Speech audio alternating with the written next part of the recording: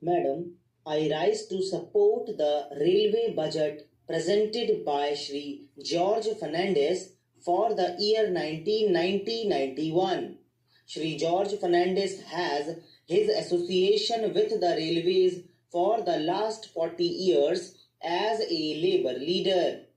As a labor leader, most of his energy was concentrated in making demands on behalf of the workers of the railways.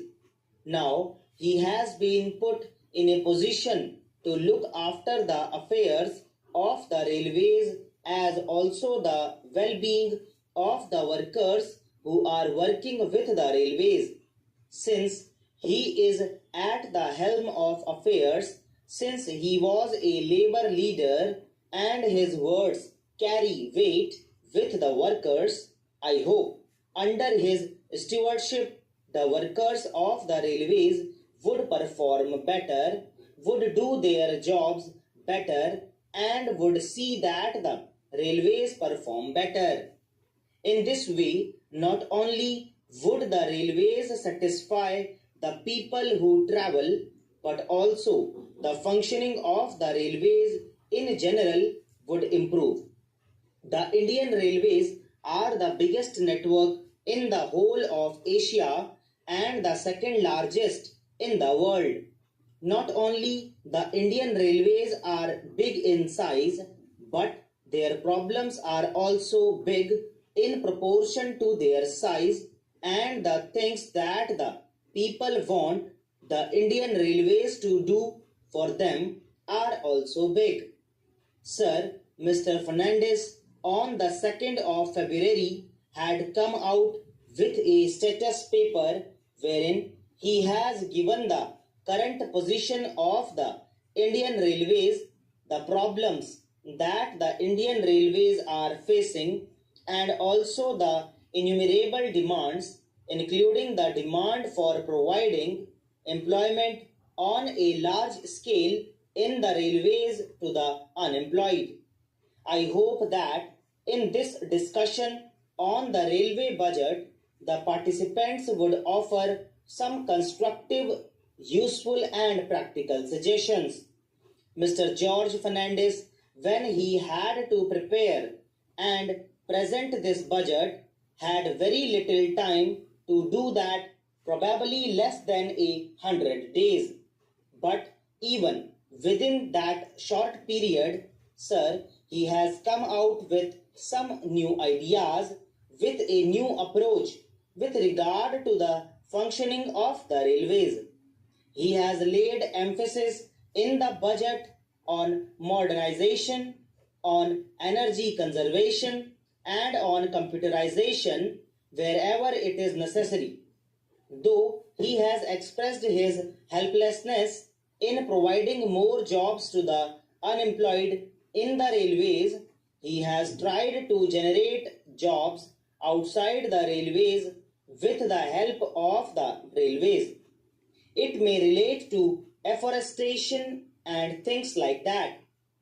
He has extended the computerization of bookings from the present 4 metropolitan cities to 5 more cities, among which Bangalore is included. Whenever an air accident takes place, the compensation that is paid is very high.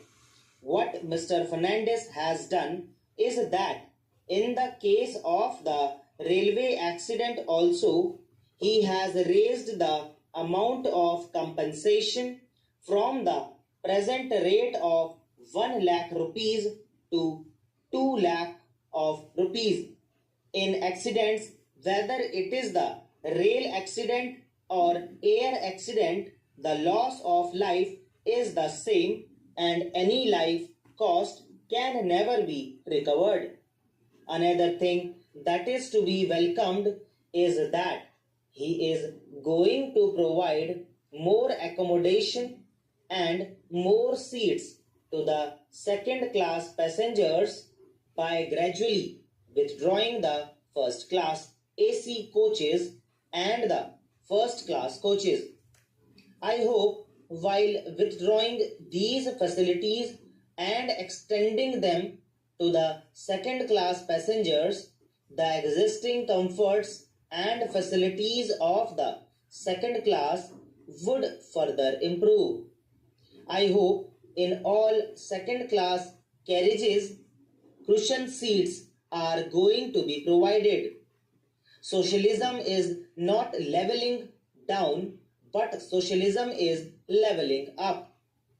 When we withdraw facilities from the higher level, the facilities for the lower level should be improved so that the traveling comforts for the lower level improve.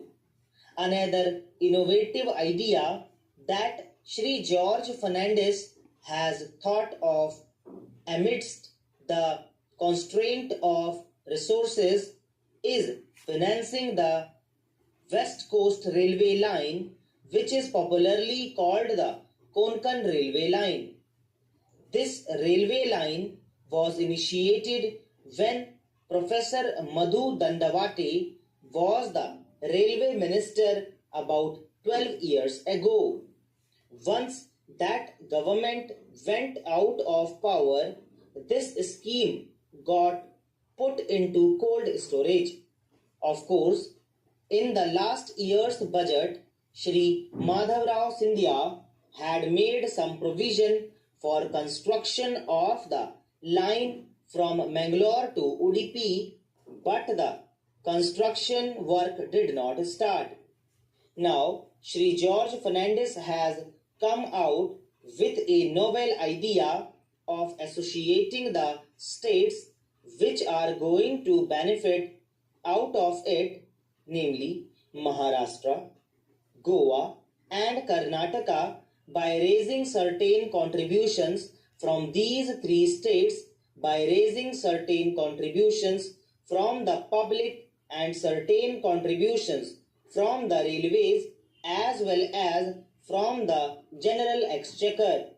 If this scheme had not been thought of and if this had not been taken up in the normal course and under the normal procedure, this railway construction would have taken 15 years to complete.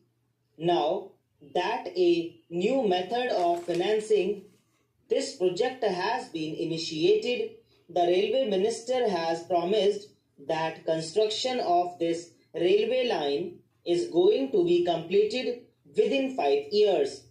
I wish that this scheme succeeds, not that it succeeds for the sake of the Konkan Railway, but this would open up a new era for taking up other essential constructions where those projects could not be taken up because of shortage of funds. I hope the railway minister, who is a person of many ideas, many innovative ideas, would also think in terms of, if possible, self-financing schemes. Every year costs go up. Any project that is done today is cheaper than it would be tomorrow.